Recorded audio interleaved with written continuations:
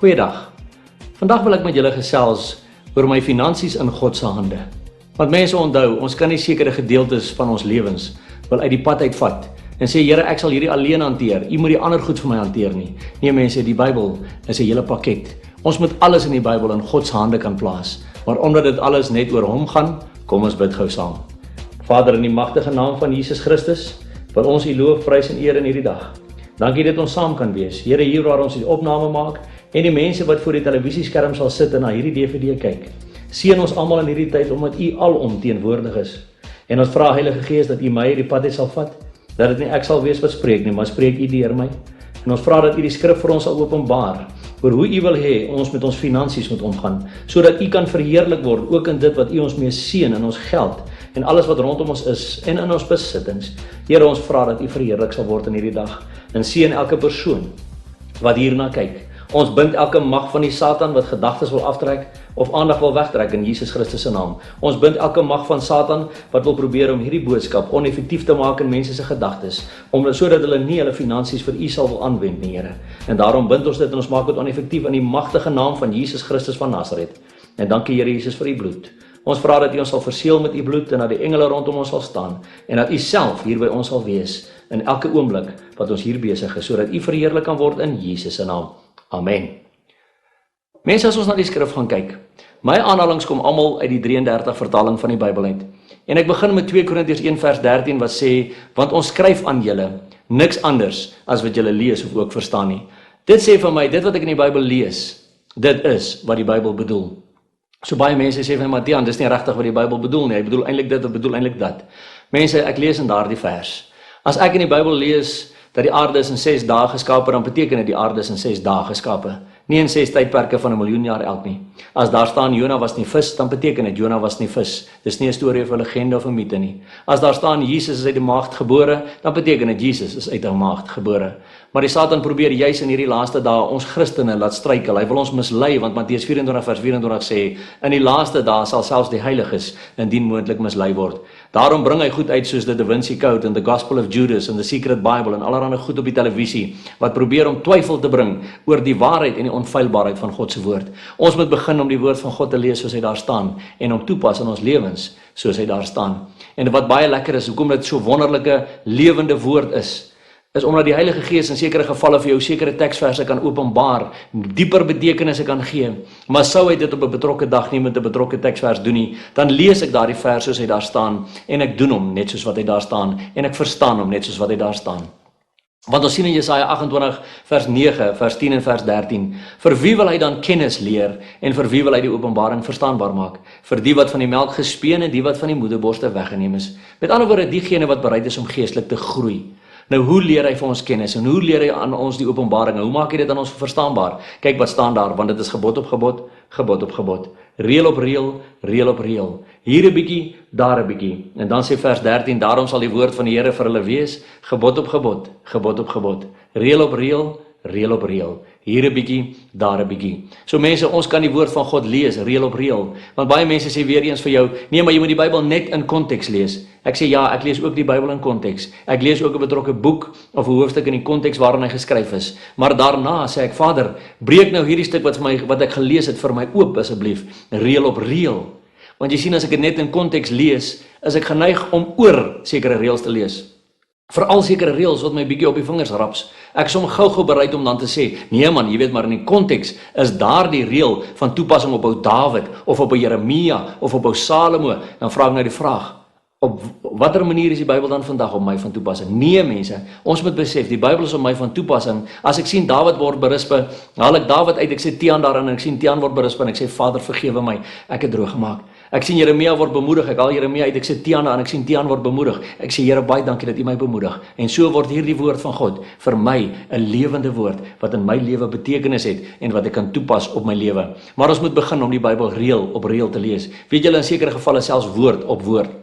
En elke keer moet ons eers vir die Heilige Gees vra, voordat ek hierdie Bybel oopmaak, Vader, dit wat ek nou gaan lees, openbaar asseblief vir my, leer my kennis hieruit, soos wat U dit wou gehad het en soos wat U dit bedoel het, toe U dit laat skryf het.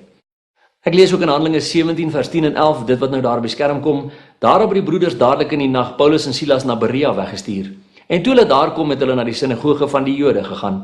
En hierdie mense van Berea was edelmoediger, die Engelse Bybel sê, of a more noble character as die in Thessalonika. Hoekom? Want hulle die woord met alle welwillendheid ontvang. En elke dag die skrifte ondersoek of hierdie dinge so was. Wat sê daai vers vir my? Daai vers sê vir my, hulle het nie net sommer vir Paulus en Silas geglo, omdat Paulus en Silas hierdie geleerde manne was nie. Hulle het gesê, Paulus, Silas, dankie vir julle woord. Ons geniet dit om na julle te luister. Ons ontvang julle woord met welwillendheid in ons harte, maar ons gaan self elke dag die skrifte ondersoek om te kyk of dit wat julle vir ons sê, so is of nie. So wat sê ek ten tweede vir jou? Jy moet my vandag glad nie glo nie. Jy kan op die beste vandag vir my sê, Tian, baie dankie vir jou woord. Ek ontvang dit met welwillendheid, maar ek gaan nou self elke dag my skrifte ondersoek om te kyk of hierdie dinge wat jy vandag vir ons sê oor finansies wel so is of nie.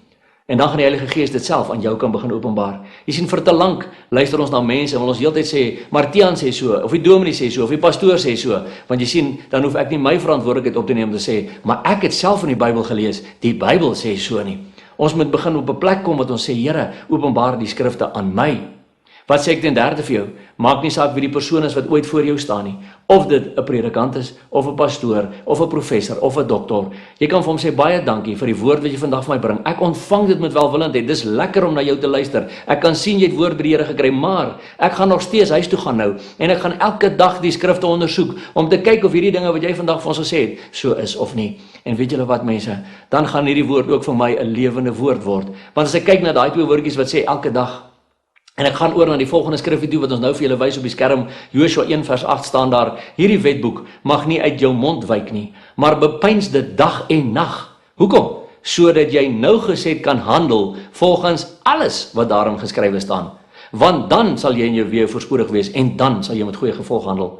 Dit sê vir my as ek elke dag die skrifte moet ondersoek en ek bepeins dit, ek dink met ander woorde daaroor dag en nag, dat dit nie net iets is wat ek eenmal 'n week vir 'n uur uithaal en dan weer berre vir die res van die week nie. Dit wys vir my dat 'n pad saam met God is 'n daaglikse lewenswandel vir die res van my lewe. Maar kyk ook wat staan daar, hierdie wetboek mag nie uit jou mond wyk nie. Dit beteken ek moet hieroor praat, oor al die dinge wat hierin geskryf staan. So baie mense sê, nee, maar my geloof is 'n privaat saak, ek praat nie daaroor nie. Dis nie wat daar staan nie.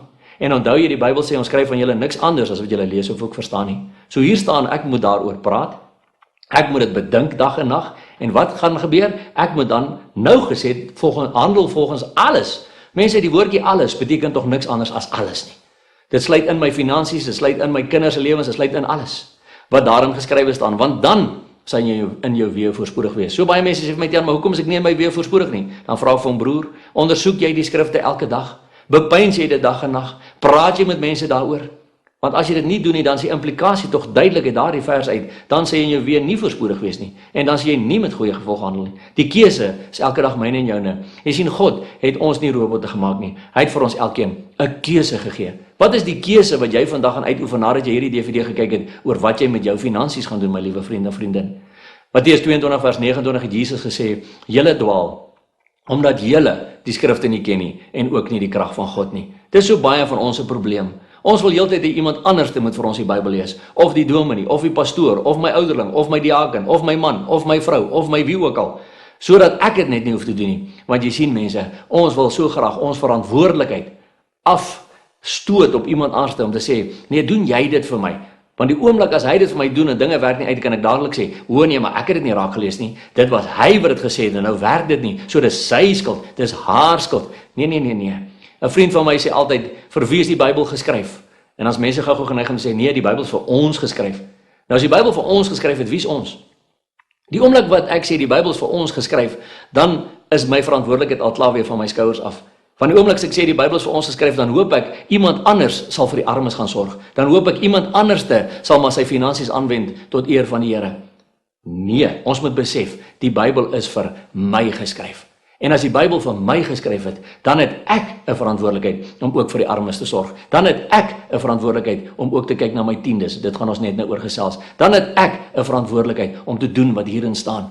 Nie net ons nie. En die oomblik wat dit ek is, wat my verantwoordelikheid moet opneem, staan ek voor God. En moet ek aan God verantwoording doen vir dit wat hy in sy woord vir my gesê het. En dan moet ek aan begin sê, Vader, nou moet U asseblief vir my die skrifte openbaar. Nou moet U asseblief vir my kennis leer. Leer dit vir my reël op reël, sodat ek kan ophou dwaal, omdat ek die skrifte nie ken nie. Want mense, as ons die skrifte gaan begin ken, gaan ons ook die krag van God begin ken. En ek kan julle beloof, dit is een groot avontuur om die krag van God in jou lewe te ervaar, in alles, in jou finansies, in jou huwelik, in jou kinders se lewens, in jou besigheid, in alles wat jy doen, alles wat in jou hande slaan.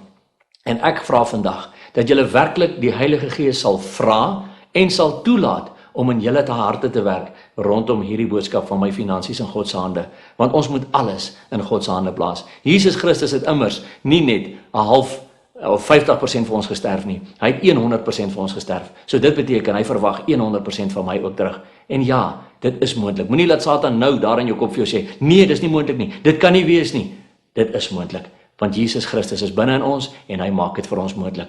Ek vra dat die Heilige Gees in jou hart sal werk hieroor vandag. Nou gaan ons mooi kyk, wat sê die woord vir ons oor ons finansies, en ons gaan 'n bietjie reël op reël daarna kyk. Ons lees nou in Lukas 16 vers 13, geen huiskneg kan twee here dien nie, want hy sal of die een haat en die ander een lief hê, of die een aanhang en die ander een verag. Julle kan nie God en Mammon dien nie. Nou Mammon is die ou demoon wat Satan gebruik om ons finansies aan te val. Ons noem hom ook die gouddemoon. Dit is die een wat Satan gebruik om ons ontevrede te maak met wat ons het. So kyk mooi wat staan daar. Julle kan nie God en Mammon dien nie. So vandag moet ek en jy 'n keuse maak ook rondom ons finansies. Wie wil ons dien en hoe wil ons hom ook dien? Daar is 'n boek op die mark, Wealth, Money and Riches van Craig Hill en Earl Pitts. Dit is 'n baie fenominale boek oor finansies wat jy gerus kan lees as jy hom in die hande kan kry in die geestelike boekwinkels. En hulle sê baie duidelik in hierdie boek, hulle die versies gaan tel, dat daar is in die Bybel 215 verse oor geloof, 218 verse oor redding en 2084 verse oor finansies en rentmeesterskap. Dit sê vir my dat Jesus was redelik ernstig oor wat ons moet doen met ons finansies en ons rentmeesterskap oor daardie finansies. Want om 'n rentmeester te wees beteken, ek gaan dit wat God vir my gegee het, gaan ek aanwend tot eer van sy naam. Want hy gee dit vir my, sodat ek hom daardeur kan verheerlik. As ons net bietjie terugdink, toe die volk uit Egipte uitgegaan het, wat gebeur? God sê vir hulle, vat goud en silwer by die Egiptenare en vat dit vir julle saam. Hoekom? Want hulle het dit nie nodig gehad in die woestyn nie. Daar was nie winkels wat hulle goed kon koop mee nie. Maar wat gebeur toe hulle uiteindelik die tempel kon bou vir God? Toe is daar die silwer en goue voorwerpe gebruik om God te verheerlik in die tempel wat vir sy naam gebou is. En dis dieselfde. God gee vir ons die silwer en die goud, sodat ons hom kan verheerlik in ons lewens, sodat ons ook sy tempel, as jy dit in aanhalingstekens kan sê, in ons lewens kan bou. En in 2 Korintiërs 2 vers 9 lees ek, want daarom het ek ook geskrywe om julle beproefdheid te weet, of julle in alles, natuurlik sluit dit nou my finansies in, gehoorsaam is. Ek kan nie net met sekere gedeeltes van die woord, of aan sekere gedeeltes van die woord gehoorsaam wil wees nie, ek moet in alles gehoorsaam wees, van die eerste bladsy van die Bybel af, tot die laaste bladsy toe. Nou waarin moet ons onder andere gehoorsaam wees? Kom ons gaan kyk na Maleagi 3 vers 8 tot 10. Mag 'n mens God beroof? Want julle beroof my, en julle sê, waarin het ons die beroof? Jy sien, ons mense is so gou geneig om dit te doen, en te sê, maar wat het ek gedoen? Wat het ek nou verkeerd gedoen? Kyk wat sê die Vader, in die tiendes en die offergawe, met die vloek is julle belaai, en tog beroof julle my, julle, die hele nasie, bring die hele tiende na die skathuis, sodat daar spys in my huis kan wees, en beproef my tog hierin, sê die Here van die leerskare, of ek vir julle nie die venster van die hemel sal oopmaak, en op julle 'n oorvloedige seën sal uitstort nie. Nou sê mense gou vir my, maar Tian, ek doen hierdie, ek gee my tiendes tot op die sent, ek bereken dit tot op die sent, maar die Here seën my nog nie. Hoekom nie? Want die Bybel sê dan ek moet hom beproef, die Bybel sê dan ek moet hom toets, en hy sal die vensters van die hemel oopmaak. Dan sê ek, ja vriend, die probleem is net, jy kuier nog by die buurvrou, die probleem is nog, jy steel by die ontvanger, of wat ook al die geval mag wees. Ons kan nie net sekere gedeeltes van die Bybel op ons lewens van toepassing wil wees, en dan verwag God moet my seën nie. Ek moet alles in die Bybel op my lewe van toepassing maak. Al die opdragte van die Here rondom ons finansies, rondom ons heilige lewens, om 'n heilige lewe te lewe, 'n suiwer lewe, 'n rein lewe, dit moet ek op my lewe van toepassing maak. Dan sal al hierdie beloftes en die seëninge oor my begin kom. Maar ek kan nie net sekere gedeeltes wil uitskeer en net sekere gedeeltes van toepassing wil maak nie. Kyk baie duidelik, dis die enigste plek in die Bybel hier in Maleagi 3 vers 9 en 10 wat staan, beproef my. Nêrens anders in die Bybel sê die Here beproef my nie. Maar hy verwag ook van my en jou om gehoorsaam te wees aan sy hele woord. Ons het 'n ander DVD op die mark oor gehoorsaamheid aan die woord van God, wat jy ook na kan kyk as jy op 'n stadium sou belangstel. Maar dit gaan daaroor dat ons moet gehoorsaam wees aan die Bybel, reël op reël, en ons moet dit toepas op ons lewens, alles wat daarin staan. Mense sê gou vir my, maar Tiaan, die tiendes was mos nou onder die wet, en ons is mos nou nie meer onder die wet nie. Onthou daardie ding. Mense, Galasiërs 3 vers 13 sê ons is nie meer onder die vloek van die wet nie, maar Jeremia 31 vers 33 en 34 sê, die wet staan nou op my hart en dit lê op my lippe, in lyn met Deuteronomium 30 vers 14 wat sê, maar baie naby jou is die wet, in jou hart en in jou mond, om dit te doen. Dis die hele punt, ons moet dit doen. Maar die tiende was nooit deel van die wet nie. Jy kan gerus Exodus 20 gaan lees as jy wil kyk of die tiende ooit deel was van die wet. Die tiende kom van 400 jaar voor die wet alreeds. Ons kyk op die volgende skermpie, Genesis 14 vers 19 en 20. En Melchisedek, die koning van Salem, wat 'n priester van God die Allerhoogste was, het brood en wyn gebring en vir Abraham geseën en gesê, geseënd is Abraham deur God, die Allerhoogste, die skepper van die hemel en aarde, en geseënd is God, die Allerhoogste, wat u vyande in u hand gegee het. Toe gee Abraham vir Melchisedek die tiende van alles. Dit was die oorlogsbyt nadat Abraham vir Lot gaan vrymaak het van die mense wat hom weggevoer het in ballingskap. So, wat sê dit vir my? Abraham het al 'n tiende gegee aan die priester van God 400 jaar voordat die wet aan Moses gegee was, ongeveer 430 jaar. So die tiende was nooit deel van die wet nie. Die tiende is iets wat ek vir God gee. As ons mooi kyk, die koning van Salem. Salem beteken vrede. So, Abraham gee sy tiende aan die koning, die priester van vrede.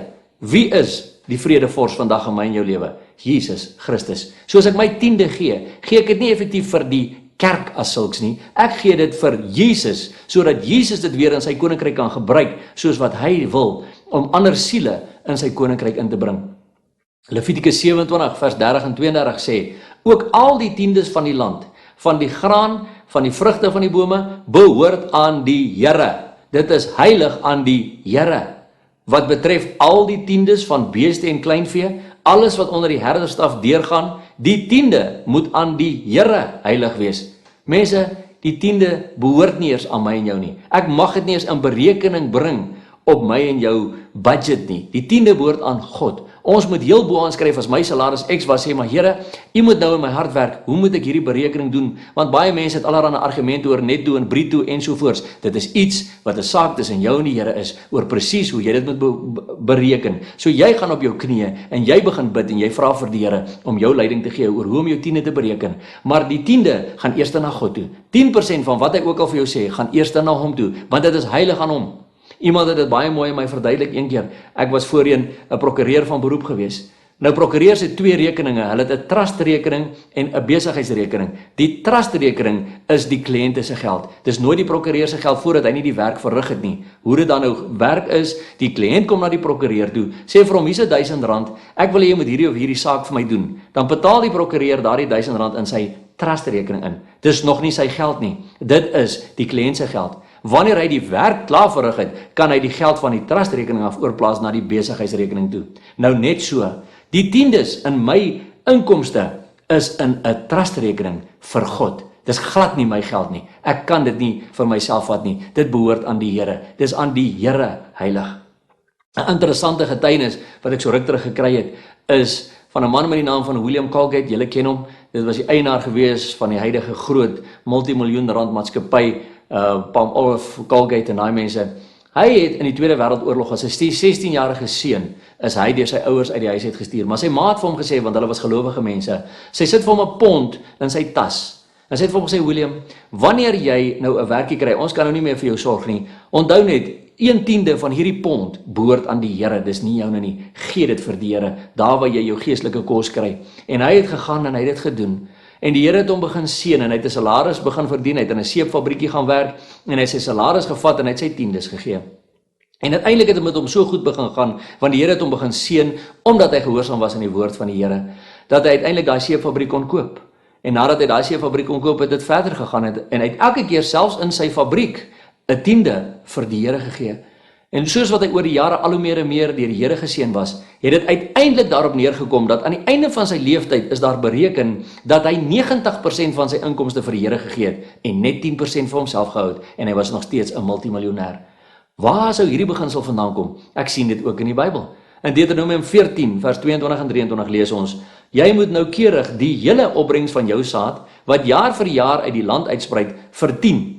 En jy moet voor die aangesig van die Here jou God op die plek wat hy sal uitkies om sy naam daar te laat woon, die tiendes eet van jou koring, van jou mos en van jou olie en die eerstgeborenes van jou beeste en van jou kleinvee, dat jy kan leer om die Here jou God altyd te vrees. Dit beteken effektief dat ek ook aan die einde van die dag op 'n plek kan begin kom waar ek 90% vir God kan gee en slegs die 10de vir myself eet.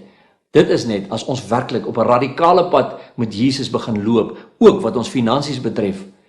Ons lees ook in Spreuke 3 vers 9 en 10: Vereer die Here uit jou goed en uit die eerstelinge van al jou inkomste, dan sal jou skure vol word van oorvloed en jou parskype oorloop van mos. As ek net teruggaan na die vorige versie toe, mense, onthou ek sê, dis 'n baie lang pad wat ons met die Here loop, is 'n radikale pad, is 'n pad van geestelike groei. Ek sê nie nou vir jou, jy moet 90% gaan gee nie. Ek sê net vir jou, daar is getuienisse van mense wat dit uiteindelik gedoen het en die Here het hulle nog steeds baie geseën. In my en jou geval is dit bloot 'n verhoudingsding tussen my en die Here. Ek sê, Vader, ek sien in u woord, Abraham het dit gedoen. U wil hê ons moet dit doen. En wat gebeur? Ek wil dit doen, want ek is lief vir u en ek weet, as ek my 10de gaan gee, gaan u my seën. Mense, ek kan vir julle een getuienis gee in my persoonlike lewe. Toe ek ongeveer 8 jaar terug begin om my 10des te gee. Toe ek hierdie beginsel begin snap en ek gee my 10des, nie net in die 10de maand soos wat ek altyd in my kerk gedoen het nie. Elke maand van my lewe gee ek my 10de vir die werk van die Here. En skielik het ek ook die seëninge begin ontvang. Nie net finansiëel nie, maar ook in al die ander gebiede van my lewe. En ek kan vir julle 'n getuienis gee uit my persoonlike lewe uit dat die gee van die 10des is 'n wonderlike geestelike werklikheid. Maar kyk mooi weer na Spreuke 3 vers 9 en 10. Vereer die Here. Weereens, dit gaan oor die feit dat ons die Here uit ons finansies uit vereer. Dat ons hom verheerlik, omdat hy ons geseën het met daardie bedrag wat ek vir die betrokke maand verdien het. Of dit R100 is en of dit R100.000 is. Ek vereer die Here deur vir hom die 10de te gee, die eerstelinge van al my inkomste. Jy moet dat die Here in jou hart praat oor hoe jy dit bereken. Dit gaan alles oor verhouding met die Here. Die Here het ons lief, die Here loop met ons 'n pad, die Here wil ons seën. Besluit jy in hoe mate jy radikaal vir God wil wees, ook met jou finansies. Want jy moet een ding baie goed besef. Satan gaan beslis inkom met mammon, en mammon gaan in jou oorfluister. Nooit, jy kan dit nie doen nie, jy kan nie jou 10des gee nie, want as jy 'n 10de van jou inkomste moet gee vir die werk van die Here, hoe gaan jy uitkom met die res van jou salaris? Jou salaris is al klaar nie goed genoeg nie. Daai is 'n leuen van die Satan, want hy weet dat as jy jou 10de gaan begin gee, het hy moeilikheid. Hy weet dat as jy jou 10de gaan begin gee, gaan jy hierdie geestelike beginsel begin snap, gaan dinge in jou lewe begin gebeur. En daarom moet jy reg wees, my liewe vriende en vriendin, wanneer hierdie goed begin gebeur, wanneer Satan jou finansies begin aanval, want hy wil jou probeer keer om by hierdie werklike wonderlikheid uit te kom, om ook jou finansies totaal aan God toe te vertrou, in volkome heerlikheid, en om God te verheerlik deur dit wat jy vir hom doen. So kom ons vertrou die Here om in jou hart te werk rondom hierdie ding in Jesus se naam. As ons kyk in die volgende versie wat ons nou vir jou op die skerm gaan wys, Spreuke 11 vers 24, dan staan daar is een wat ruim uitdeel en nog meer kry, en een wat terughou, meer as wat reg is, maar tot sy gebrek. Ou Satan wil so graag altyd hê, ons moet terughou, meer as wat reg is. Hy sê vir jou, jy kan nie geld vir iemand anders te gee nie. Jy kan nie hierdie dinge doen met jou finansies nie. Jy het dit net nodig vir jouself. Jy het dit net nodig vir jou eie goed. Jy het dit net nodig vir daai nuwe stel bande wat jy vir jou kar moet koop. Jy kan niks anders te doen nie. Dan moet ons begin besef, iewers te word ons geblok. So 'n paar jaar terug luister ek na 'n lering wat aangebied was deur Joyce Meyer, wat sy vra, do you want to be a canal or a reservoir? Want jy sien, 'n reservoir, wat doen hy? Hy gaar water op en dan stagneer daai water in so baie gevalle. Maar wat doen 'n kanaal? 'n Kanaal ontvang heeltyd nuwe water, want die nuwe water kom bo in die kanaal en dit gaan onderuit. En so vinnig as wat dit onderuit gaan, is dit weer gereed om nuwe water bo te kry. En dis heeltyd skoon, want dis heeltyd skoon water wat deurloop. Daar's geen stagnasie nie. Dit stop nie net nie. Dit is presies wat gebeur met mense wat leer om ook hulle finansies ruim uit te deel, en hulle sal nog meer kry. Hoekom? Want dit is 'n geestelike beginsel. Die woord van die Here bepaal dit, en in my eie lewe kan ek dit getuig. toe ek begin uitdeel, toe ek nie meer begin sê, ek wil hierdie geld vir my hou nie, ek wil dit vir my hou nie, ek moet soveel in die bank hê nie, want ek is so bang as ek nie geld in die bank het nie, gaan iets onvoorsiens gebeur. 2 Timoteus 1:7 sê, maar God het nie vir my gees van vrees gegee nie, maar van krag, liefde en selfbeheersing. So, ek moet my vrees beheer. As Satan wil kom met daai vrees, want as God nie vir my gees van vrees gegee het, dan weet ek dit kom van Satan af. En Satan wil hê ek moet bang wees oor my geld, bang wees oor my toekoms, bang wees oor my kinders se toekoms, bang wees oor my inkomste, bang wees oor alles. God het dit nie vir my gegee nie. Satan het dit, ek moet dit bestraf en dit breek in die naam van Jesus Christus. Ons moet net weet, as ek gaan begin leer om ruim uit te deel, gaan ek nog meer kry. Maar as ek gaan terughou meer as wat reg is, gaan dit tot my eie gebruik wees. In Lukas 6:38 staan daar duidelik, gee en aan julle sal gegee word. 'n Goeie maat wat ingedruk en geskit en oorlopend is, sal hulle in julle skoot gee, want met dieselfde maat waarmee julle meet, sal weer vir julle gemeet word. As ek gaan terughou my finansies, as ek net heeltyd suinig gaan wees met my finansies, gaan ek weet, met daardie selfde maat gaan vir my teruggemeet word. Ek gaan verloor, ek gaan tot my eie skade dan optree en ek moet begin besef, God wil my seën, maar hy is 'n God wat gee. Daar is 'n Engelse gesegde wat sê, you cannot outgive God. Die tiendes en die offergawes, dis 2 verskillende goed. Die tiendes is wat ek gee, wat ek na die skathuis toe bring, en iemand het eendag vir my gevra, maar wat is die skathuis? Baie mense sê dis die kerkgebou. Ek sien nie dat God se skathuis geboue is nie, maar ek het wel uit die Bybel uit agtergekom dat God se skathuis die plekke is waar siele gewen word. God se skathuis is siele. God se skatte is siele. God wil siele in die hemel hê. En hy sê vir ons baie duidelik, moenie vir jou 'n skat bymekaar maak hier op aarde waar die mot en die roes dit kan verniel nie, maar maak vir jou 'n skat bymekaar in die hemel waar mot en roes nie daarin kan vat nie. En daai skat wat jy in die hemel bymekaar maak, my liewe vriend en vriendin, is die siele wat jy na Jesus toe kan lei. Of dit net 1 siel is of dit 1000 siele is, dit is God se skatte. So, die offergawes is iets wat ek boonbehalwe my tiende gee. Wanneer die Here my regtig begin seën omdat ek my tiendes gebruik vir sy werk, omdat ek my tiendes gee in sy skathuis, daar waar siele gewen word, dan begin ek agterkom, ek het nou soveel, ek kan ekstra begin gee. Ek kan gee en aan my sal gegee word. 'n Goeie maat wat ingedruk en geskit en oorlopend is, dit sal aan my gegee word.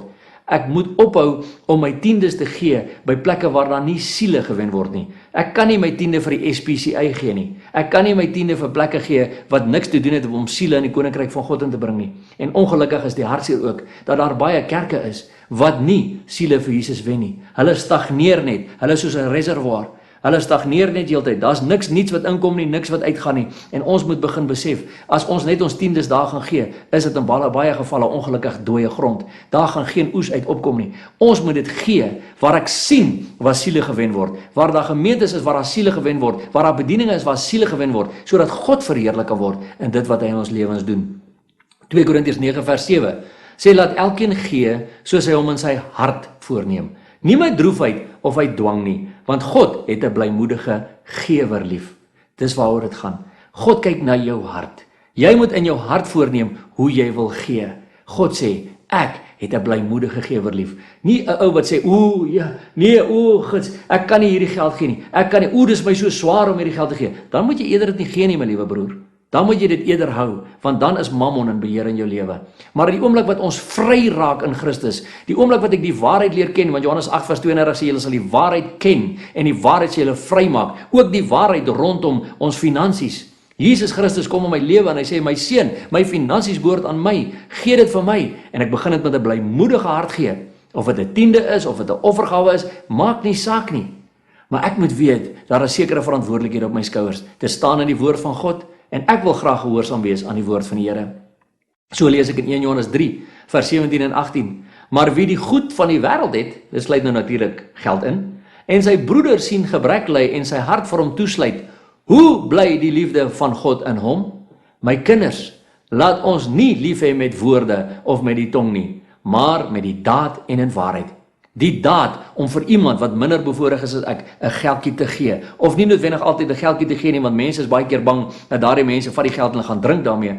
Koop dan vir hom kos, koop vir hom klere, koop vir hom 'n kombers, wat ook al hy mag nodig hê. En die Here sê vir jou baie duidelik, ons sal die seëninge begin ontvang. Ons kan nie ons harte toesluit vir die mense rondom ons terwyl ons so baie geseën word nie. Handelinge 20 vers 35 sê, dit is saliger om te gee as om te ontvang. Dit is nie net saliger nie, jy is meer geseënd, met ander woorde, die woord saliger beteken meer geseënd, dit is ook baie lekkerder. Ons almal wil graag gee, maar in sommige gevalle moet ons ook ontvang. Dit is baie beslis so. Dit is so moeilik baie keer as 'n mens gewoond was daaraan om net altyd te gee, om skielik te kry dat iemand na jou toe kom en sê, hoorie, ek wil jou seën met hierdie bedrag. Dan is ons so gou geneig om te sê, nee, maar jy kan net vir my gee, ek het dit nie nodig nie. Weet jy, wat doen ons dan? Ons is in daardie oomblik besig om daardie persoon se seëning te steel, want daardie persoon wil my dalk seën. God het dalk op sy hart gelê en gesê, gaan gee vir Tiaan hierdie R10. En wat gebeur? Nou sê ek, nee, ek wil nie die R10 hê nie, man, want ek het R100 in my sak. Nou steel ek sy seëning wat God vir hom wil gee op daardie R10. Nee, ons moet dit ook ontvang en sê die Here seën jou. Ons roep dit vir jou 100voudig terug. Daarom die mense vra baie keer vir my, as ek iewers te bedien het en hulle gee vir my 'n honorarium of iets, wat doen ek daarmee? Ek vat my hande, ek sit dit op die persoon se hand wat dit vir my gee en ek roep God se seën vir daardie persoon wat dit vir my gee 100voudig terug. Sodat God hulle en hulle gemeente of daardie persoon en sy gesin 100voudig kan seën vir dit wat hy vir my gee. Maar dit is vir hom saliger om vir my te gee as om te ontvang. So ek gee vir hom niks finansiëel terug nie, maar ek gee vir hom 'n seën terug, die seën wat van die Here kom. Ek spreek die seën van die Here oor sy finansies uit. Ek spreek die seën van die Here oor sy huwelik uit, oor sy kinders se lewens, oor sy toekoms, oor sy pad saam met die Here. Spreuke 3 vers 5 en 6 sê, vertrou op die Here met jou hele hart en steun nie op jou eie insig nie. Ken hom in al jou weë.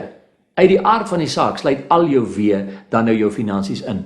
Dan sal hy jou paaie gelyk maak. Wanneer gaan hy my paaie gelyk maak? Wanneer ek hom ken in al my weë. Wanneer ek hom ook ken met my finansies. Here, hier's 'n besigheidstransaksie wat ek nou moet doen.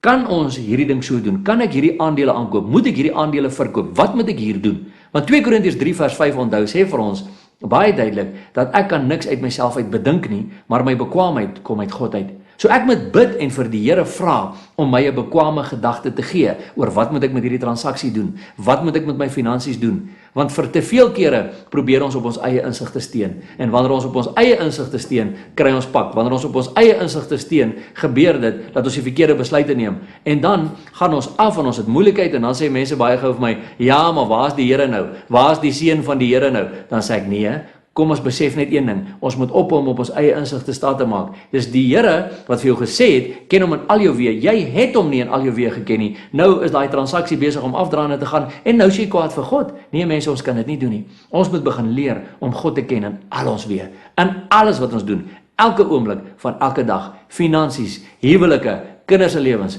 maak nie saak wat nie. Kom ons begin werklik die Here op sy woord neem. Kom ons begin werklik die Here vertrou. Om ook in my en jou hart te werk oor hoe ons finansies moet aanwend, sodat hy verheerlik kan word.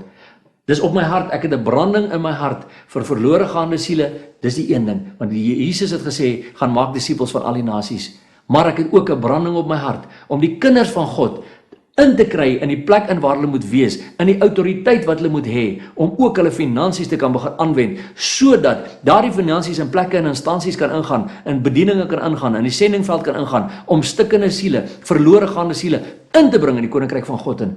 Mammon sê, dis nou natuurlik van Satan se kant af, nee, jy kan dit nie doen nie, jy gaan nie kan uitkom as jy nou hierdie R50 vir die kerk gee nie, jy gaan nie kan uitkom as jy hierdie R100 nou vir die sendingbediening gee, of vir daai bediening wat ook al doen nie. Maar ek kan julle ook een ding waarsku vandag. Dis baie maklik om op 'n R100 R10 te gee. Dis nie meer so maklik om op 'n R100,000 R10,000 te gee nie. Dis waar die Here ons toets, ons meet om te kyk of ons groei en of ons nie groei nie. Ek kyk en ek sê, Vader, lei my, leer my. Ek wil alles doen volgens U weë. Ek wil ook my finansies in U hande plaas en ek vertrou op U om my op die regte pad te laat loop in Jesus se naam. Ek wil 'n bietjie kyk wat sê die woord van die Here vir ons rondom die owerhede wat bokant ons aangestel is wat hulle ons moet goed vir hulle betaal. En ons lees nou eers daar saam op die skerm in Romeine 13 vers 1 tot 5. Laat elke mens hom onderwerp aan die magte wat oor hom gestel is, want daar is geen mag behalwe van God nie. En die wat daar is deur God ingestel. Moenie my glo nie, lees dit in jou eie Bybel. Die wat daar is deur God ingestel, sodat hy wat hom teen die mag versit, die instelling van God weerstaan. En die wat dit weerstaan, sal hulle oordeel ontvang. Want die owerhede is geen voorwerp van vrees by die goeie dade nie, maar by die slegte. Maar wil jy die mag nie vrees nie? Doen wat goed is, en jy sal lof van hom ontvang. want hy is 'n dienaar van God, jou ten goeie. Maar as jy kwaad doen, vrees dan, want hy dra die swaard nie verniet nie, want hy is 'n dienaar van God, 'n wreker om die een wat kwaad doen te straf. Daarom is dit noodsaaklik, kyk na daai woordjie, noodsaaklik om jou te onderwerp, nie alleen ter wille van die straf nie, maar ter wille van die gewete. So die owerhede wat bo kan ons aangestel is vir 'n rede daar. Dit beteken nie die feit dat hulle deur God aangestel is, dat hy noodwendig altyd saamstem met wat hulle doen nie, maar daar's 'n rede hoekom hulle bo kan ons aangestel is. Die vraag is, kan ek en jy gehoorsaam wees aan diegene wat bo kan ons aangestel is? Kan ons vir hulle begin bid? Kan ons hulle siele inroep in God se koninkryk in? Of doen ons net wat al die ander mense doen? Takel ons hulle net af? Sê ons hulle net sleg? En onthou Spreuke 18 vers 21 sê, die mag van lewe en dood lê in die tong. En ons spreek dood oor almal en alles rondom ons, ook oor ons owerhede, en dan wonder ons hoekom gaan dit in ons land baie keer soos wat dit gaan. Maar kyk wat sê die woord van God. As jy die mag nie wil vrees nie, doen wat goed is, en jy sal lof van hom ontvang. Want hy is 'n dienaar van God, jou ten goeie. Maar as jy kwaad doen, vrees dan. Wat beteken dit? As ek byvoorbeeld nie my belastings gaan betaal nie, is ek bang. Want ek is bang hulle vang my uit. Ek is bang hulle gaan my in die tronk sit. Ek is bang al hierdie goede gaan my gebeur. En dis presies wat die Bybel hierna verwys. Kyk op die volgende teks, Romeine 13 vers 6 tot 8, verder net. Want daarom betaal julle ook belastings, want hulle is dienaars van God wat juis hiermee voortdurend besig is. Betaal dan aan almal wat aan hulle verskuldig is. Belasting aan die wat belasting, tol aan die wat tol, vrees aan die wat vrees, eer aan die wat eer toekom. Wees aan niemand iets skuldig nie, behalwe om mekaar lief te hê, want hy wat 'n ander lief het, het die wet vervul. Nou sê mense gou vir my, nee Matian, ek kan nie nog hierdie ekstra belasting betaal nie. Die Here het my so geseën, en as ek nou die belasting gaan betaal, wat gaan ek nou hiermee doen? Sê ek, weet jy wat, as jy nou ongehoorsaam geraak aan die woord van die Here, omdat God jou nou geseën het deur nie die belastings te betaal nie, dan gaan jy weer seëninge verloor. Jy gaan jouself basies in die voet skiet. Laat die Heilige Gees jou lei. Daar's alweer 'n klomp nuwe tolhekke wat hulle wil bou. Wat gaan ek met hierdie tolhekke doen? As jy jou finansies aanwend tot God se eer, en soos wat God dit vir ons bepaal in sy woord, weet jy wat? God gaan vir jou daai ekstra geld gee sodat jy daai ekstra tol kan betaal. God gaan vir jou seën met nog meer inkomste sodat jy jou belasting kan betaal. As God nommer 1 in jou lewe is, as God die een is wat in beheer is van jou finansies, dan gaan jy weet, hy gaan ook vir jou die belasting uitwerk. Hy gaan ook vir jou die tol ekstra gee. Hy gaan al hierdie goeders vir jou doen, mits ons net gehoorsaam kan raak aan hom. Maar wat moet ons met ons finansies doen? Daar het ons nou gesien, ons moet ook aan die owerhede betaal wat betaal moet word. Dis nie ek wat so sê nie, so baie mense wil altyd gou vir my sê, ja Matian, jy sê so. Sê ek, luister mense, moenie eers na my kyk nie. Ek het vroeër in die DVD vir jou gesê, jy moet my glad nie glo vandag nie. Gaan lees jou eie Bybel. Gaan maak jou Bybel oop by Romeine 13. Bid en vra vir die Heilige Gees dat hy hierdie ding vir jou gaan openbaar. Want God sal nie vir jou iets anders te sê as wat hy vir my gesê het nie, want dit is dieselfde Heilige Gees wat in ons almal woon. God sê in sy woord, ons skryf aan julle niks anders as wat julle lees of ook verstaan nie. En ek hoop dat julle dit tot die einde toe sal verstaan. Onthou jy daai vers in 2 Korintiërs 1 vers 13? Nou as ek daai vers vat en ek lees Romeine 13 wat sê, al die magte wat daar is deur God aangestel, dan beteken dit tog mos niks anders as net wat daar staan nie. Maar kom ons kyk, hoe wil God hê, moet ons finansies gebruik? Vir watter redes nog? Behalwe nou die van die betaal aan die owerhede. Mense, en as jy dalk snaakse geluide hoor, Konrad is altyd bekommerd oor die klank, en hy's dalk weer, want ons loof die Here, ons hoor dit begin reën daar buite, en die Here kry al die eer, want ons weet ons land het reën nodig. Ons land het baie reën nodig, so ons loof die Here vir hierdie reën wat hy nou laat uitsak. So as jy daardie geluide hoor, loof die Here saam met ons bid dat dit sommer daar by julle ook sal reën. Maar ek lees in Jesaja 58 vers 6 tot 8, is dit nie die vas wat ek verkies nie? Dat julle losmaak die bande van goddeloosheid, dat julle afhaal die stroppe van die juk, en vry laat weggaan die verdruktes, en elke juk stukken breek? Is dit nie dat jy jou brood breek vir hom wat honger het? Kyk mooi daar, God verkies die volgende, is dit nie dat jy jou brood breek vir hom wat honger het, en elendiges, swerwelinge in die huis inbring nie? Nee, ek kan nie so in my huis inbring nie. Nee, daai boemelaar, nee, kom ek gee eers vir my geld en ek weet hy gaan daarmee drink, laat hy maar verder gaan, ek wil hom net nie in my huis inbring nie. As jy iemand sien wat naak is, dat jy hom klee, daar's hy, gee ek vir hom klere, en jy jou vir jou eie vlees nie verberg nie, dan sal jou lig deurbreek soos die dageraad, en jou genesing skielik uitspruit, en jou geregtigheid sal voor jou uitgaan, die heerlikheid van die Here jou agterhoede wees. Wanneer ek al hierdie goeders doen, as ek my brood breek vir hom wat honger het, want al vir hulle wat honger het, kos gee, elendige swerwelinge in my huis inbring, as ek iemand wat naak is kleef, om klere gee, dan gaan my lig begin deurbreek, dan gaan die Here se heerlikheid my agterhoede wees, die Here homself gaan my beskerm. En ek sien op die volgende skermpie wat ons hier vir julle gee, is my so 'n interessante woordspeling gewees wat iemand eendag vir my gewys het. Die vreemdelinge, die weduwees en die wese, praat die Bybel oor en oor van. Ons moet sorg vir die vreemdelinge, die weduwees en die wese. In Engels praat hy van the strangers, the orphans and the widows. En kyk mooi, as ons die S, die O en die W vat, staan daar sou. So in wie se lewe in moet ons saai? In die vreemdelinge, die weduwees en die wese se lewens in. Dis hoekom ek net nou gesê het, die SPCA doen wonderlike werk, ja. En as die Here jou seën en jy wil vir hulle ook 'n geldjie gee, is dit goed, maar daai is nie deel van jou tiendes nie. Daai is nie deel van jou offergawes nie. Daai is nie deel van jou saai geld nie. Jou saai geld moet in die strangers, die orphans en die widows ingaan.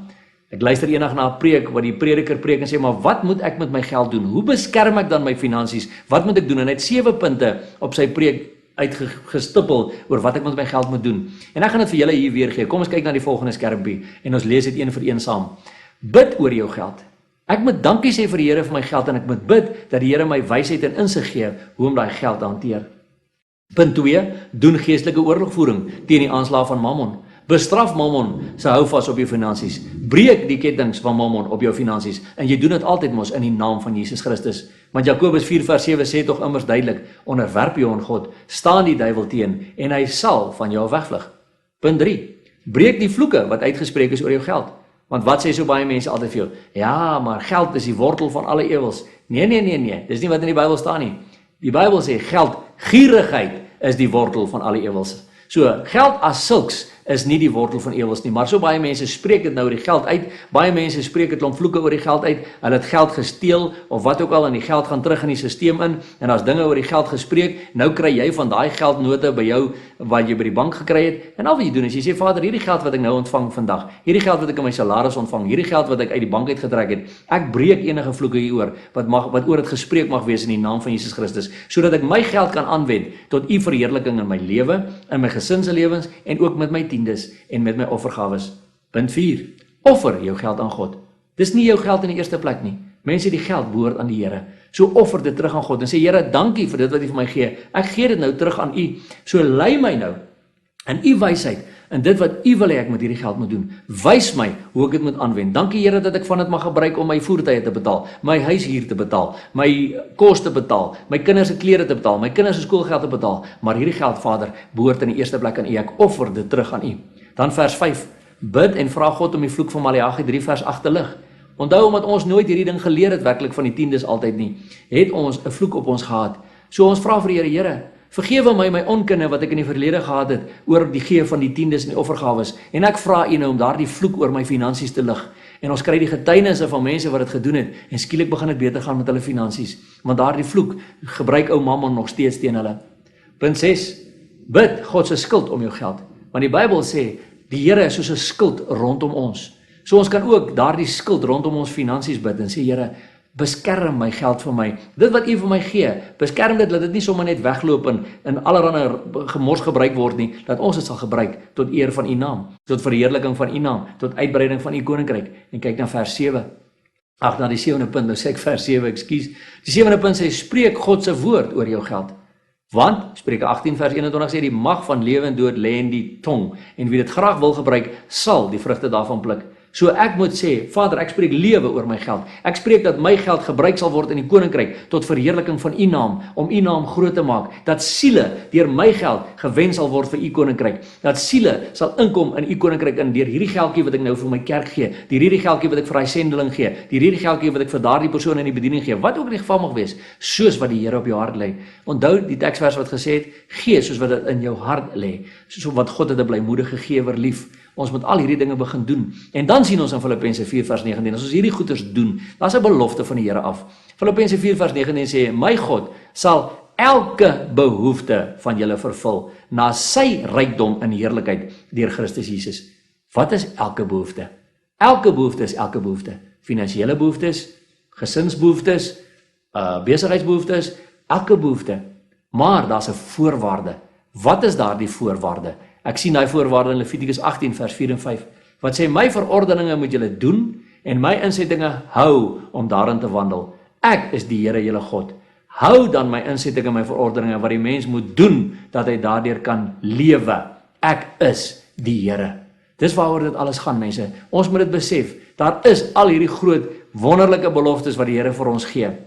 Ons moet net weet, daar is sekere goed wat ons moet doen, daar is voorwaardes, en daardie voorwaardes gaan ons nou net, as ons hier net so bietjie breek, gaan ons terugkom en dan gaan ons daardie voorwaardes net bietjie meer in duidelikheid uitstippel. Waaroor gaan dit in my finansies? En Jesus moet ons werklik lei hieroor. Kom ons kyk nou nog 'n paar voorbeelde wat die woord van die Here vir ons sê. Wat moet ek dan nou alles doen? Haggai 1 vers 1 tot 10 sê, so sê die Here van die leerskarre dan nou, gee ag op wat julle wedervaar het. Julle het baie gesaai, maar min ingebring. Julle het geëet, maar nie tot versadiging nie. Julle het gedrink, maar nie genoeg gekry nie. Julle het julle geklee, maar nie warm geword nie. En wie hom verloon verhuur hom om dit in 'n stikkende beurs te steek. So sê die Here van die leerskarre, gee ag, dink op wat julle wedervaar het. Klim op die berg en bring hout aan en bou die huis. Dan sal ek 'n welgevalle daaraan hê en my verheerlik, sê die Here. Julle het uitgesien na baie en kyk, dit het min geword. En julle het dit in die huis gebring, maar ek het dit weggeblaas. Waarom, spreek die Here van die leerskarre? Terwille van my huis wat in pyn lê, terwyl elkeen van julle vir sy eie huis hardloop. Daarom het die hemel bo julle die dou ingehou en die aarde het sy opbrengs terughou. Is dit nie in so baie gevalle in my en jou lewens van toepassing nie?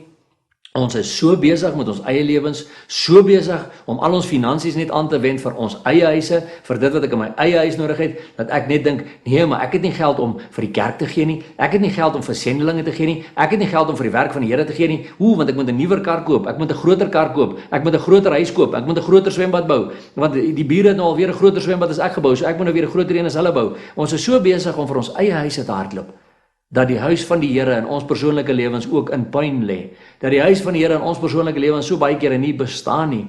En wat gebeur? Kyk wat sê die Here daar. Dit sal soos 'n stikkende beurs wees. Ons moet begin ag gee op wat ons wedervaar het. Ons moet begin ag gee op wat rondom ons gebeur. Is omdat ons die Here se huis in ons lewens in pyn laat lê. Omdat ons nie ons finansies ook vir God en sy werk laat toekom en dit gebruik vir daardie redes nie. Daarom het ons hierdie probleem. Daarom sien ons dat dit lyk net vir my of die hemel bo my die dou inhou en of die aarde sy opbrengs vir my terughou. Hoekom? Want ek is besig om net vir my eie huis te hardloop. Ek is besig om net met my eie goed besig te wees. En in 1 Samuel 15 vers 23 lees ek dat eie sinnigheid is 'n sonde van afgoderry en beeldediens. Ek maak met ander woorde effektief van myself 'n afgod, van my eie goed 'n afgod. En daarom moet ek weet, ek moenie wonder, hoekom gaan dit dan so sleg met my, as ek nie bereid is om ook my finansies, hoe min dit ook al mag wees, hoe baie dit ook al mag wees, vir die Here te gee nie. Onthou julle toe die weduwee by die skatkis kom en sy gooi net die 2 oortjies in. Wat het Jesus gesê? Sy het in haar armoede meer ingegooi as enigeen van hierdie ryk mense, wat maar net gedeeltetjies kom ingooi het in die skatkis in. Daarom, sy het geweet waaroor dit gaan. Sy het geweet dat as sy haar alles vir God gee, hy vir haar sal voorsien. Hy sal vir haar meer as genoeg teruggee, sodat sy ook kan lewe. En dan lees ons verder in Haggai 2 vers 7 tot 9. Ek sal ook al die nasies laat bewe, sodat die skatte van al die nasies sal toevloei. En ek sal hierdie huis met heerlikheid vervul, sê die Here van die leerskarre. Aan my behoort die silwer en aan my die goud, spreek die Here van die leerskarre. Die toekomstige heerlikheid van hierdie huis sal groter wees as die vroeëre, sê die Here van die leerskarre. En op hierdie plek sal ek vrede gee, spreek die Here van die leerskarre. As ek en jy ook maar net kan begin besef dat al die silwer en goud wat ek het, al my inkomste, al my checks, al my finansies, al my kontant, behoort in effek aan die Here. Kyk mooi, daar staan aan my behoort die silwer en aan my die goud, spreek die Here. So daar's niks wat uitgesluit is daar dit nie. Alle geld behoort aan die Here. Ek moet net begin besef, ek moet my geld aanwend volgens sy beginsels, volgens sy geestelike beginsels, volgens die maniere wat hy wil hê ons dit moet doen. Dan sal die toekomstige heerlikheid van sy huis, in aanhalingstekens in my lewe, van dit wat hy in my lewe doen, en ook van my finansies, groter wees as die vroeëre, sê die Here van die leerskarre. En wat sal gebeur? Ook in my huis sal daar begin vrede kom. Die vrede van die Here, want ek sal vrede hê ook oor my finansies. Ek sal vrede hê oor die dinge wat ek het. Ek sal dankbaar wees en vergenoegd wees met wat ek het, want ek is nou besig om God te dien. Ek is nou nie besig om Mammon te dien nie, want Mammon maak my altyd onvergenoegd. Mammon maak dat ek nooit tevrede is met die kar wat ek ry nie, nooit tevrede is met die huis waarin ek bly nie, nooit tevrede is met die klere wat ek aan het nie. Ek wil altyd nuwer hê, beter hê, groter hê, meer hê, want so weet Mammon gaan hy my vaster bind en vaster bind en vaster bind in finansiële tekorte, gaan hy my vaster bind nader in skulde en goed, wat al hoe hoër en hoër en hoër gaan klim. En die Bybel sê tog duidelik, moet aan niemand iets verskuldig wees nie. Die Engelse Bybel sê, let no debt remain outstanding. Met ander woorde, as ek skuld het, moet ek die Here werklik begin vertrou, dat as ek my tiendes gee, dat hy bonatuurlik ook aan my sal voorsien, sodat ek die skuld wat ek het op my huis of op my voertuig gou kan afbetaal. En wanneer ek dit gedoen het, maak ek nie weer nuwe skuld nie. Maar dis onmiddellik waar Mammon dan weer inkom en sê, hoe, jy het nou jou huis afbetaal. As jy nou 'n nuwe kar koop, kan jy 'n tweede verband op jou huis vat en daar gaan my skuld alweer. En dis presies wat jou Satan wil doen. Dis wat Mammon wil doen, sodat hy my en jou kan bind in skuld in. En ons weet mense, die vyand vernietig ons daarmee. En dit was my interessant nou die dag om te hoor dat die woord mortgage, verband, as ek nou 'n verband oor my huis het, die Engelse woord is mortgage, maar die Engelse woord, daai is nie net 'n Engelse woord, hy kom ook uit die Frans uit. Die woord mortgage in Frans beteken death grip. Dis wat die woord mortgage beteken. Dit is 'n doodsgreep wat die Satan op jou het, want jy gaan vir die volgende 20 jaar of 30 jaar aan 'n huis afbetaal. En intussen gaan Satan verseker maak deur Mammon dat allerlei goed rondom jou ook breek, omdat jy nie jou finansies tot eer van die Here aanwend nie. En nou, as ons dit gaan begin doen, gaan ons weet die Here sal vir my voorsien op sy maniere. Galasiërs 6 vers 7 en 8 sê, moenie dwaal nie. God laat hom nie bespot nie, want net wat die mens saai, dit sal hy ook maai. Hy wat in sy vlees saai, sal hy die vlees verderf maai.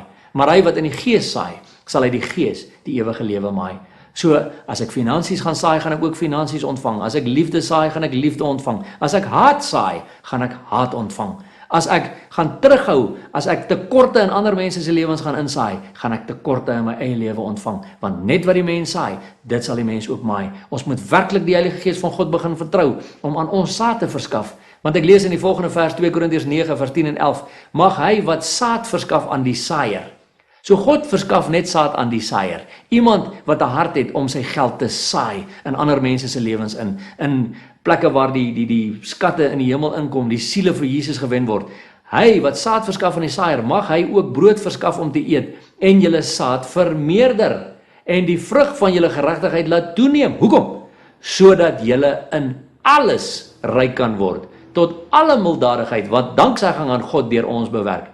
En Here, ons sê vir U dankie dat U bereid is om vir ons daardie saad te gee, sodat my saad kan vermeerder. Want as ek saad kry en ek saai dit, wat gebeur? Ek het nie meer nie, so ek moet weer kry. Nou kry ek weer saad en ek saai dit. Nou kry ek weer saad en ek saai dit. En so gaan dit aan. En nou is ons alweer terug by die kanaal en die reservoir wat ons net van gepraat het. Ons moet saad saai en aanhou saai. Onthou Josua 1 vers 8 wat ek in die begin oor gepraat het. Hierdie wetboek mag nie uit jou mond wyk nie, maar bepeins dit dag en nag, sodat jy nougeset kan handel volgens alles wat daarin geskrywe staan. Uit die aard van die saak my finansies ingesluit, want dan sal jy in jou weë voorspoedig wees en dan sal jy met goeie gevolg handel. As ek nie nougeset gaan handel volgens alles wat die woord van die Here vir ons sê nie, gaan ek dan uit die aard van die saak nie in my weë voorspoedig wees nie en gaan ek nie met goeie gevolg kan handel nie. As ek nie God vertrou met my besigheidstransaksies nie, as ek nie God vertrou met my finansies nie, as ek hom nie vertrou met alles nie, gaan dit nie met my goed gaan nie, want die Satan is dan in beheer. Dan is Mammon die een wat my trek. Ons moet ook leer. Ons wat baie met berading en goed te doen het, mense, ons kry so baie keer mense wat ons kom en sê, maar my finansies breek ook nie deur nie. Dan is daar twee ander probleme wat baie keer die probleem is. Eerstens is mense in vrymeslaery betrokke. En een van die simptome van vrymeslaery is baie keer armoede in 'n familie. Want 'n persoon bou vir homself 'n besigheid op, dan verloor hy alles. Dan bou hy 'n nuwe besigheid op, dan verloor hy alles. Dan bou hy nog 'n besigheid op, dan verloor hy alles. Want hy weet nie, een van die prinsgeeste van vrymeslaery is die gees van armoede nie, wat elke keer by hom kom steel en kom steel en kom steel. En al wat ons moet doen is, ons bely ons betrokkenheid daarbey, ons breek daardie ketting, ons breek die kettings in die vloek van armoede, en hierdie mense begin uit dit uitkom. Die ander probleem wat ons tydens beradings optel, oor en oor en oor, is mense wat in buiteegtelike seksuele verhouding sit, in seksuele immoraliteit verval is, of in perversie, of in pornografie, want ons het agtergekom mense, daar's 'n direkte korrelasie, tydens beradings wat ons nou al gekry het, tussen mense wat finansiële tekorte het, en seksuele immoraliteit. So as jy dalk besig is met so iets, my liewe vriende, vriendin, die woord van die Here sê, moenie sondig teen God, ook met jou liggaam nie, want jou liggaam behoort aan Jesus, hy's 'n tempel van die Heilige Gees, moenie jou liggaam vir die vleeslike dinge uitgee nie, want dit kan ook finansiële probleme in jou lewe veroorsaak. Kom ons begin werklik die Here vertrou, om ons finansies volgens sy beginsels te gebruik, aan te wend, om te vra om my te lei, om vra om my te leer, om die vloeke oor te breek. Onthou daai 7 punte wat ek net vir julle genoem het, gaan kyk gerus weer na daai 7 punte, en begin dit toepas, en jy gaan verbaas wees oor wat gaan begin gebeur. Jy moet ook weet, nie net die goeie nie, Want in die goeie waar God ons seën, moet ons weet, gaan Satan ons ook nog steeds aanval. Want die Bybel sê vir ons worstelstryd is nie teen vlees en bloed nie, maar teen die bose gees en lig. Maar ons dien 'n lewende God en ons loof die Here daarvoor, dat hy wat in ons is, groter is as hy wat in die wêreld is. Dit sê 1 Johannes 4 vers 4 vir my. En Galasiërs 2 vers 20 sê, ek lewe nie meer nie, maar Christus leef binne in my. En ek leef nou deur Christus. So as ek my autoriteit opneem, dan weet ek hoe om Mammon se aanslag op my finansies te hanteer. Om dit te breek in die naam van Jesus Christus en te sê, Satan, jy het nie hou vas op my finansies nie. Jy verdwyn in Jesus naam. Here Jesus, dankie vir die seën. Here, wys my hoe ek my finansies moet aanwend. Here, wys my waar kan ek dit gebruik. Dankie dat U vir my gee om hierdie te betaal. Dankie vir die, dankie vir daai. Want onthou, God is ook net 'n Vader, 'n pa wat graag wil hê sy kinders moet sê, dankie pa. Dankie, want so baie kere, gee, Here, ek wil hê, en wanneer ek kry, sê ek nie dankie nie. Dit werk nie so in die mense. Ek en jy wil graag hê dat my en jou kinders moet ook vir ons kom dankie sê as ons vir hulle iets gegee het. God is presies dieselfde. So kom ons begin ook vir hom dankie sê. Want soos ek gesê het, ons dien nie 'n dooie God nie. Ek lees in Openbaring 1 vers 18 en 19, ek is die eerste en die laaste en die lewende. En ek was dood en kyk, ek leef tot in alle ewigheid. Amen. Jesus Christus leef. Hy leef in my hart. Hy leef hopelik in jou hart ook. En as jy nog nie 'n keuse gemaak het nie, gaan ons nou aan die einde van hierdie DVD ook 'n gebed laat rol, of 'n gebed vir jou wys, wat jy kan bid om ook jou hart vir Jesus te gee, sodat jy dan ook jou finansies saam met hom kan begin aanwend soos wat hy dit wil hê. En Jesus Christus, my liewe vriende en vriendin daar buite, kry al die eer vir dit wat hy vir ons gee en doen. So kom ons sluit af met 'n gebed. Vader, in die magtige naam van Jesus, wil ons U loof, prys en eer. Dankie Here, dat U ook ons finansies in U hande wil hê. Dat U ook 'n beheerder wil wees daarvan en ons wil leer om dit te gebruik tot eer van U naam, sodat U verheerlik kan word ook in ons lewens, ook in ons finansies, ook in alles waarin ons aanpak of wat ons aanpak. En ons sê vir U dankie daarvoor. So Heilige Gees, ek vra nou dat U die naprediker sal wees van hierdie boodskap. Dat U nou in harte daar buite sal werk. Elke persoon wat voor hierdie DVD gesit het nou, dat hy sal opstaan en wegstap hiervandaan terwyl U Gees in sy hart praat oor dit wat hy dalk nog verkeerd doen met sy finansies, oor hy dalk nie sy tiendes gee nie, oor hy dalk weier om te saai en te maai, oor hy dalk nie sy belastings wil betaal nie, of wat ook al die geval mag wees. Here, werk in hierdie mense se harte soos wat U in my hart gewerk het, en ons verheerlik U daarvoor in Jesus Christus se naam. Amen.